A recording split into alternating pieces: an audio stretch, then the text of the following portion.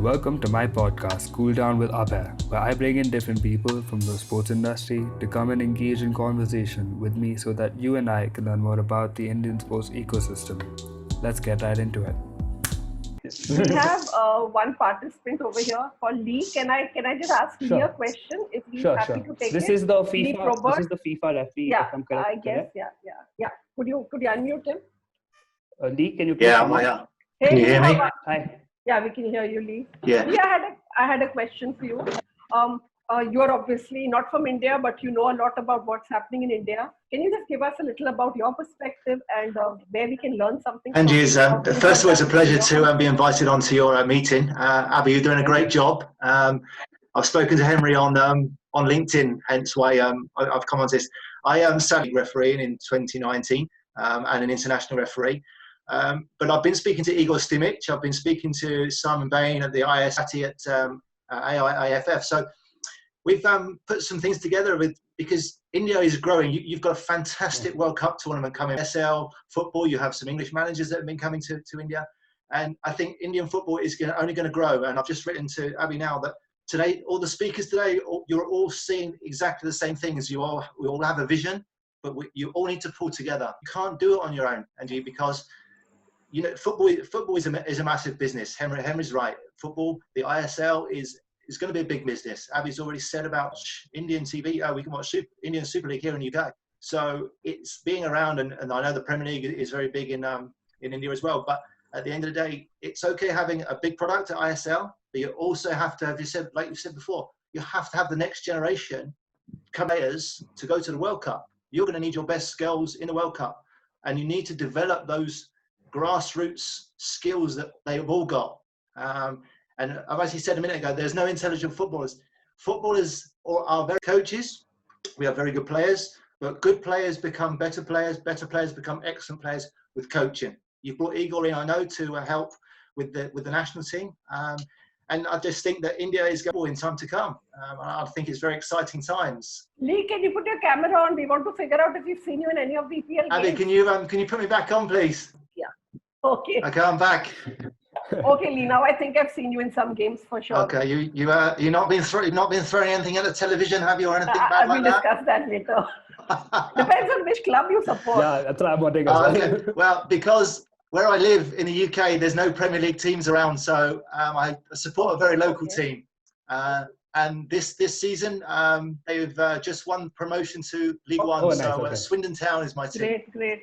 Thank you for all the input, Lee. And we are working with Saraswati at AIFF and with Chirag at the FSDL. And we are trying to do whatever we can do. And like I mentioned earlier, what the association is doing, but each one of us stakeholders needs to put in our bit into whatever we can. Definitely. And I think it will stem from the ISL, because that is the big feature. This is the broadcast. The ISL has to have a drop down now where each direction, if the ISL is the way to go, and then IFA is the next one, the structure should be exactly the same from top to bottom. And I think when you look at, I take it as football teams, they train the same way. Your academies will train the same way as the first team. It has to be no different. The structure has to be the same at grassroots as it does at IFF and IFA. No, I can't. I mean, that would be an ideal situation, Lee, but it's not, unfortunately, isn't.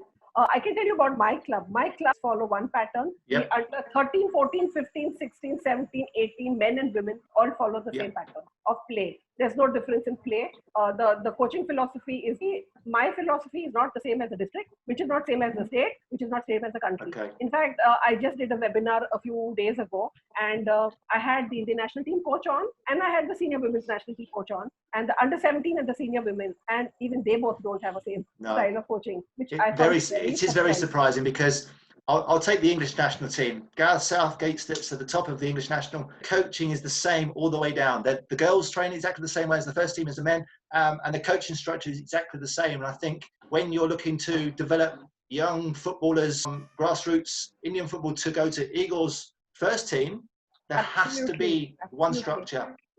Because if Igor decides that then the coaches that have to develop into that for the next generation down until the under 17s, because the under 17s, under 19s, under 23s, I completely understand that. the same I've been coming to UK since 2002 with children, groups of children. on football training camps. We were associated with the Bobby Charlton Yes, yeah. Academy. Yeah, and we understand what you're talking about because my husband Nirvan actually did his UEFA B at the Kent FA Yes. in 2006. Wow. He was one of the first coaches in India to get a UEFA B license. So we know exactly what you're talking. Saying the same thing, and it's still taking me time, even though I am on the AIFF executive committee, it's still taking me time for that information to percolate to everyone. I think it does take time, and at the end of the day, like you've said, Rome wasn't built in a day.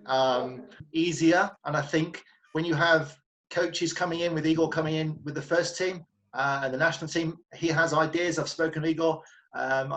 And football is developing. They're trying to put their own structure in, but like you say, you can't do it. It needs funding, of course. The coaches that need to be in place, which it sounds like there already is. But I think it's like I say, it's a slow process. It's along the lines of the refereeing side of stuff where we're talking to Chirac and Suati. We believe that the referees should have a training schedule the same way as ISL, IFA, and IF. That the referee should travel to level one. There's no difference in refereeing. There's no difference in football. Football's still the same. We still play with the same rules of the game. We still play on the grass pitch. We still play on football. Uniformity is what is needed in everything in Indian football. Exactly. And at least we are aware of it now, and I'm sure we're all going to work towards that. And very soon, like Lee, I was wondering if have you actually watched any Indian football over here? I've not actually been to India to watch football, but I've seen it. I've seen it on TV here. A very good friend of mine, Russell Osmond, commentates. Yeah. As you sometimes send me some video clips of decisions that he needs to talk about before he goes on television. So Russell and I've spoken a few times of some decisions that the referees have made law and make sure everything's okay. So yes, I've been watching it, and I've been watching with interest. And of course now speaking to Suati, Chirac, Simon as well, it's a case of my interest now is that everybody is so passionate about football, and India is no different. And I think that if there is an opportunity, and I'm going to speak to Henry later on, I think if there's an opportunity of putting some ideas come through, then there's already some things going in place. As you know, it's a slow process. We've put some ideas together. So let's see where we can go in Indian Football Association. It'll be lovely. That would be great. Yeah, absolutely. Lee, we have a question for you also.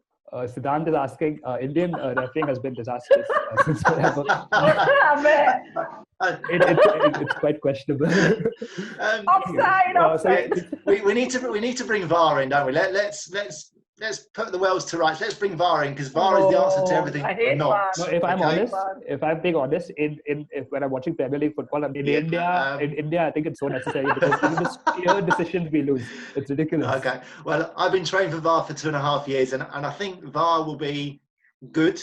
It'll be a great. It will help football. It'll help referees, and everyone's having an idea of what's clear and obvious, when to get involved. And I mean, there was some games that I look back and I think back to myself of, there was a ball coming to the box, the centre half kicks the ball against the shins of the attacker, I believe, and the ball goes out for a goal kick. To me, and I just say, no, it's a terrible goal kick. I see the video after the game, and it's a penalty. No one else on the pitch thought it was, only the player. So I'm doing VAR in the Premier League at the moment is to try and re-referee every game. It's got to be the ones where everyone says on television, how have you not given that decision? So Siddharth's question. To the question before we go into VAR, I think. So let me finish the question. So he was basically asking, how do you think we can encourage people to take up? Okay. I think with refereeing, you either got to know that you're not going to be good enough as a player, and think to yourself, which is the route that I want to go down? Is refereeing going to be unable to meet, or am I good enough to play? I was a pro. I left because I wasn't good enough. I got released as a professional footballer, but I didn't want to be a referee. It's not for me. And my dad your guest on the coaching and development said about parents are a big influence on where you go.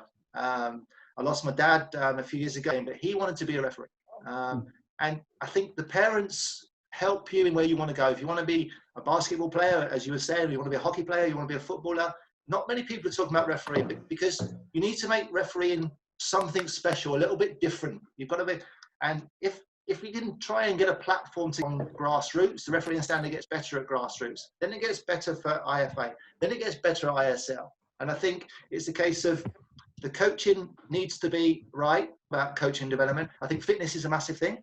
I think you need to be fit, because that's okay. And you need to have a good understanding of laws of the game. And also, Russell sent me some clips of some refereeing decisions. I quite agree with you. There's some decisions that you think it's so obvious to give a penalty kick or a free take up. And I know that we've spoken to Swati about referees' mental strengths because we work with sports psychologists about pitch.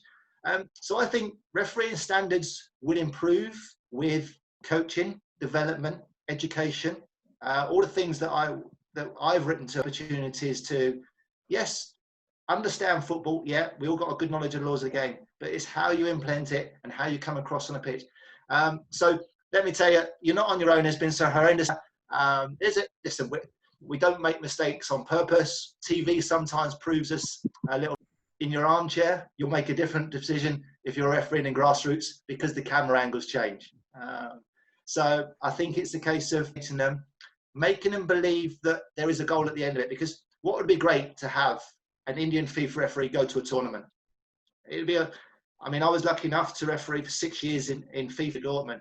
An amazing feeling. And I know that any footballer, referee, official, hockey, when as you mentioned about the national anthem, there is nothing better, and you're part of it.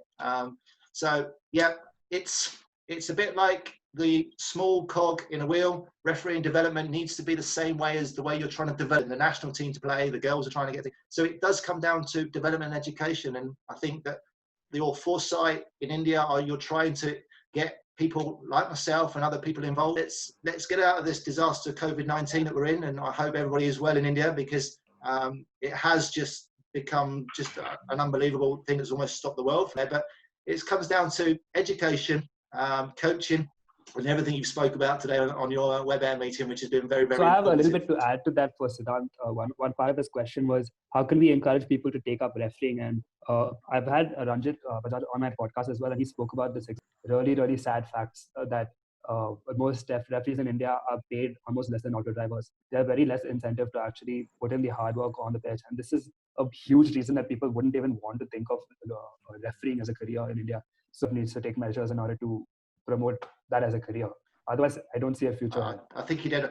I think you're dead right there because we have now the Premier League and the Championship all full time.